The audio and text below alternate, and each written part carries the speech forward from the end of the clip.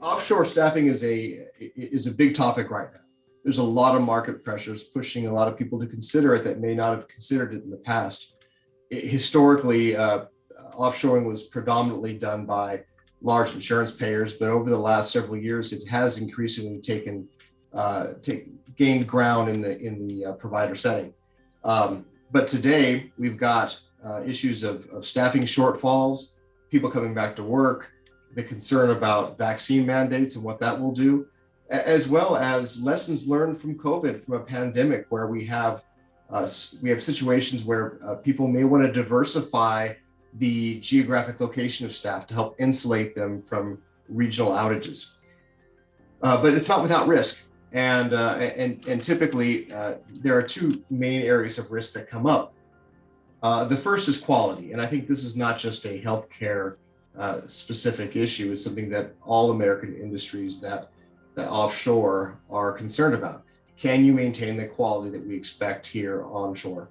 And I think the answer is yes, as long as you are measuring it correctly and that you are providing enough local and independent oversight to ensure that over time.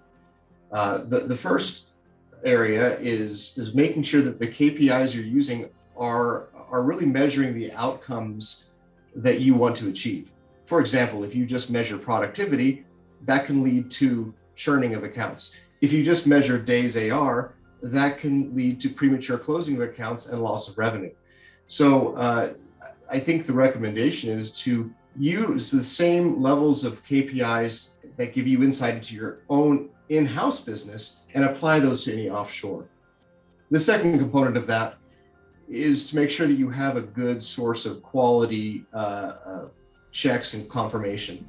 So we at Titan, for example, we keep an onshore contingent of individuals who manage the business, who perform the reporting and the analytics, and who also perform the detailed quality review, not just observing metrics, but doing the deep dive on samplings of claims to ensure that the correct actions are being taken so that our hospitals and the providers can really rely on a high quality return at a compelling price with some of the insulation from current market forces.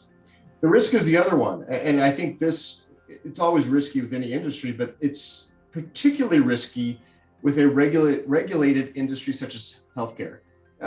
We have HIPAA regulations. We have PHI that we must keep confidential. And there are significant penalties for not doing that. But it can be mitigated. Technology has caught up with this risk. I think some of the recommendations are, one, you must always involve someone from a compliance standpoint in the contracting, in the due diligence, and in the oversight of the arrangement. The second thing is, you should always keep your data onshore.